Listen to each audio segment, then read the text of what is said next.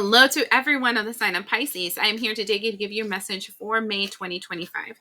So starting off, we're going to talk about 3 astrological timings that are significant for the May energy. And we're going to start off with May 4th. May 4th has a Pluto retrograde. And that Pluto retrograde will be affecting everyone's life until October 12th.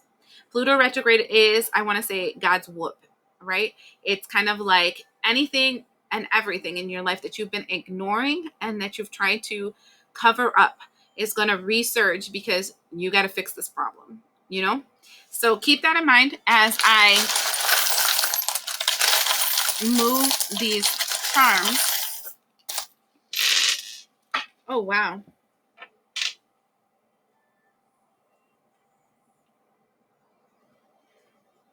This is interesting because it's kind of like in a line. So I just adjusted them a little bit. And then down here, there's something backwards. And it's a butterfly, but it's backwards. So that means that it's a transformation is not taking place, right? An evolution is not taking place, but that's farthest away from us, right? That's for the future. So we're going to go down the line to every single one of these runes so that I can tell you what's going on. This one is Agalas, but it's backwards. Then we have Aunties, and it's also backwards. And then we have Day Wasp, but this one's upright. So this first one is the energy of disruption going backwards, which is good because it means that everything is remaining the same, right? But then the thing is that this is constraint, but it's upside down, which means that there is no block in your energy. Everything is progressing how it's supposed to. And then we have spiritual warrior, which is literally having to ascend, but it's because you're having to confront your demons. And then we have the butterfly backwards. So what I'm telling you is that this Pluto retrograde, it feels like 1, 2, 3, 1, 2, 3, 1, 2, 3. I feel like a series of events are going to be taking place in your life. One is going to lead to another, another. Everything is moving along nicely. Every single one is to help in your ascension process, but every single one is spiritual warfare. So you're having to confront all your demons, all the walls, all the limitations, all the negativity, because you need to face everything right now. Like, you need to evolve. And so you're not in the place of transmuting. You're not in the place of evolution. You're still, I want to say, in the cocoon where you're fighting to, if you were thinking about the butterfly, you turned into mush and you're like nothing, just a sludge of nothingness inside this cocoon. And you're trying to put the pieces together to then fight your way out of the cocoon. But first you have to create yourself, right? And so this feels like 2025 will not be the year that you transcend. It will be the year that you're still trying to make yourself a form so that you can then work on removing yourself from the cocoon, and then being able to fly. And if you looked at the last reading that I did for you guys, when it comes to this 3-year cycle, this makes complete sense because I see that in the 3-year cycle for you. If not, look at the last reading I did for Pisces, and that way you can see what I mean with that. Okay. All right. Yeah, I'm not doing playlists anymore. I feel like that's making things too convenient for people. And I believe that people should, if you want knowledge, you should search knowledge, right? That's the same why I don't put titles anymore for any of these readings, because I believe that that's just a clickbait, and I'm not clickbaiting anybody. The person that is drawn to my messages is because there's a message here for you and it is strong. I'm not putting myself in the algorithm or nothing because of the same. So keep that in mind. If you found this, was because you're supposed to find it. I guess I feel like I'm giving you a lecture. Anyways, next thing we're going to look into is 12th of May, which will be the full moon. Now, the full moon is in the sign of Scorpio. There's 3 days before and 3 days after the moon. So that's 7-day cycle. Please look into what those 7 days would be. But this energy is no bueno First is in the sign of Scorpio, which usually talks about the occult. It talks about your resources. It talks about other people's resources. And then there is Mercury in Taurus, which is communications made to break walls. And then there's also this energy of the square with Pluto and Aquarius. Literally, somebody's going to try to break down the walls, the barriers, and the protections that you have placed around you. I would strongly recommend for you guys to do some kind of protection magic and keep yourself safe. This can be, and I'm not talking about doing these crazy freaking rituals. No, what I'm talking about, magic should be an every day, single day thing for you. Like every single day, talking to your guides in the morning before getting up from bed. Every night, talking to them before going to bed. During the day, as you're cleaning your dishes, saying, I'm washing away all the ugly stuff from my life. I'm cleaning up all the things that might be distorted in my reality. I'm cleaning up my act. Or if you're cooking, I'm sending nurturing and fulfillment and cleansing to me, to my family, to all those that eat this food, for us to be fulfilled. It has to be an every single day prayer, every single day energy, every single day connection. All right, so I want to see how this moon is going to affect you, but I do feel like somebody needs to do some serious protection for this energy because it's already kind of auspicious for you guys, especially what I saw right there, that you guys are in the middle of going through spiritual warfare. And so the first thing is that we have is the box. You will receive a gift. Be careful with gifts you receive. The second thing that I'm seeing is from an old lady. Dealings or relationship from an old lady. So somebody that is older than you. And then the third thing that I'm seeing is a handshake. A meeting with a stranger could be important. Look, remember how I said you had to do spiritual protection. You have to be very mindful of the gifts and the agreements that you make. And I don't feel like this handshake being important is a good important. It's an important because it's going to create more conflicts in your life. So be careful who you accept gifts from. Be careful as to the covenants that you create. And the worst thing about it is that you have to be careful in times that you're unconscious, like when you are sleeping. And this is why we do our devotionals and our prayers prior to going to sleep, so that they protect us when we're in the other realm, so that we don't make covenants and agreements to energies and frequencies that are not for our greatest good.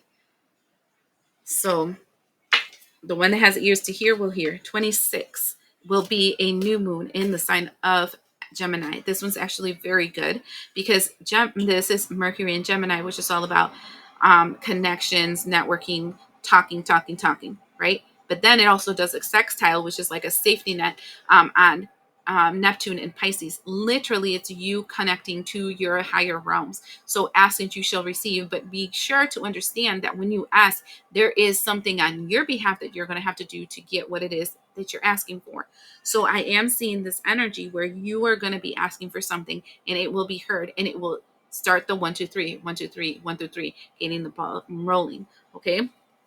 I would do this day to do any kind of rituals for manifestation, but also for communion with your divine team, so that you can have that. You can have friends on the other side. You guys have to make these partnerships. Okay. Oh, look at that.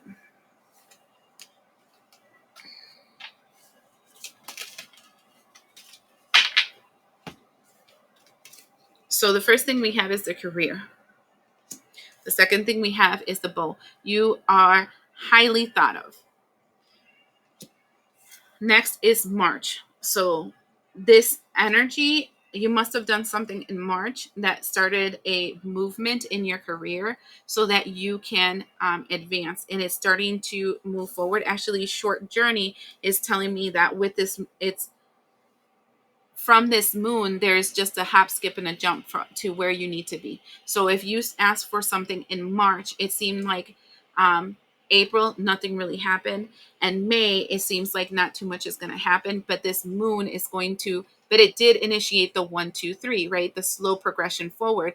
And then this moon will then make the if you do this manifestation, whatever, it will make the journey shorter. But bear in mind, you're in this period of time that you're going through an ascension process. That means you are doing the spiritual warfare, right? And though it's a short distance for this manifestation that you wish for in March to come manifest, here we have the apple, which is saying temptation will test you. And this is spiritual warfare. You need to know what you want so you don't fall for what you do not. And that, I think, is the strongest and hardest part of manifestation, because people want things so fast that they fall for the first thing that comes in their path. Yes, it might possibly be something good for you, but for the most part, it's something less than that will cause you to go through more lessons so that you can get what you asked for in the beginning. You just had to prove to yourself that you didn't want what you just accepted, you know? I'm laughing because, yeah, I've been there, done that. That's all I'm going to say about that. Okay. So we're going to go to the full moon that, oh, what am I talking about? I already talked about that. The 4 weeks of May. The 4 weeks of May. The 4 weeks of May. And I'm only going to play 3 cards for each.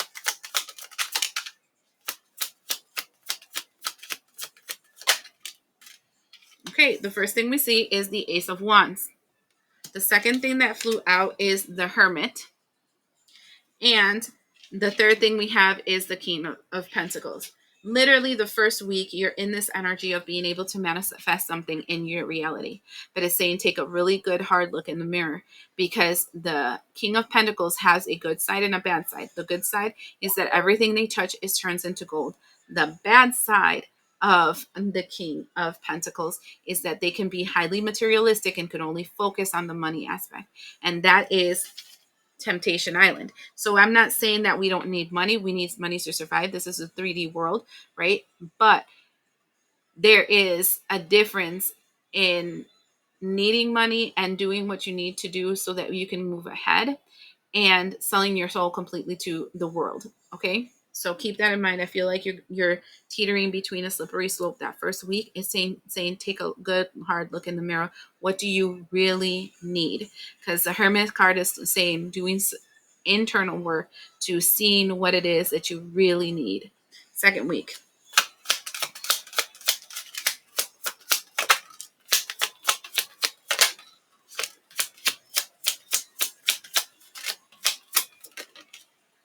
Wow. Okay, so here we have influence of 3 individuals second week. We have a Queen of Wands energy that is influencing your second week. We have a Queen of Pentacles energy that is influencing your second week. And we have a Knight of Cups. And actually, it fell in reverse, but they told me to put it upright because I kept wanting to put it in reverse and kept saying no, that is going to influence you. That means there is a person that is going to move you and provoke you to take action that you're probably not going to want. But you're going to have to do it if you want to get to the goals that you want. So this is like, I want to say a life coach, right? Where they're not nice. They push you, right? The second is the Queen of Pentacles. And the Queen of Pentacles is literally a motherly energy that is also pushing you and telling you to be wise with the economy that you have, because you're not being mindful, they said. And the third one is the Knight of Cups. And this is a smooth talker that is trying to sway you. So you have 2 helpers and one that's trying to sway you. Which one are you going to go for? Because the one that's trying to sway you is going to tell you everything you want to hear. Everything you want with the least amount of effort. But is it really what you really want? And I feel like as I'm talking to this person that I'm talking to right now, you have a tendency of falling for the smooth talkers. Look at how my phone just agreed with me. The ones that promise you the world and they give you nothing, because you rather do that than put in the work. I want you to notice too that everything that has to do with your work, with your movement, has to do with your feminine energy. And everything that leads to your temptation or your loss deals with masculine energy. Keep that in mind. That is important too. Third week.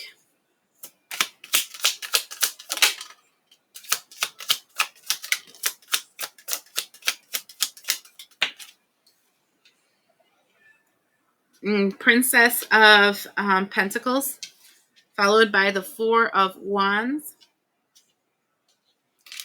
and the Star in reverse. This row I'm not liking already, okay? And here it's saying, be wise enough to start and initiate the energies you need to invest in, materially invest in, this is time, this is money, this is resources, to create a strong foundation for yourself. Don't get lost in false wishes, because the star in reverse is talking about a false start, a false initiation, a false wish, something that looks like what you want, but it is not. Okay?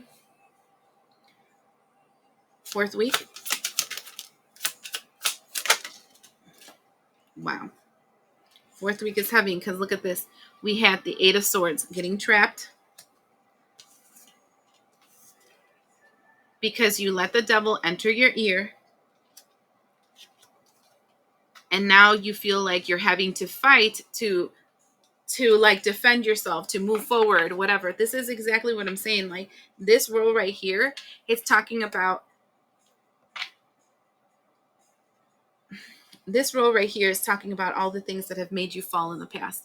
And it's like money, it's like false love, it's like thinking that you can wish your way out of any problems. And this is what you're going to have to resist, because you're trapping yourself in the thoughts that pop into your head, the voices that you hear telling you it's easy. All you have to do is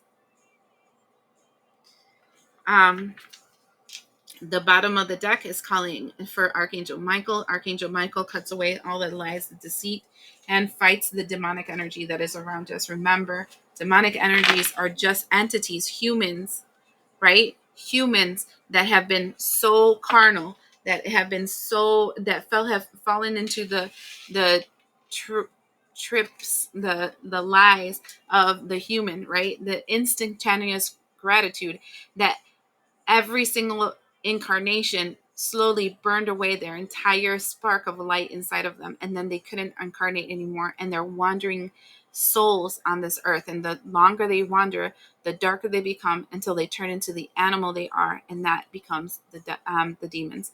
They are not mystical creatures that come from a different realm. They are just humans that are distorted. So I hope this helps you, and we'll see you the next time.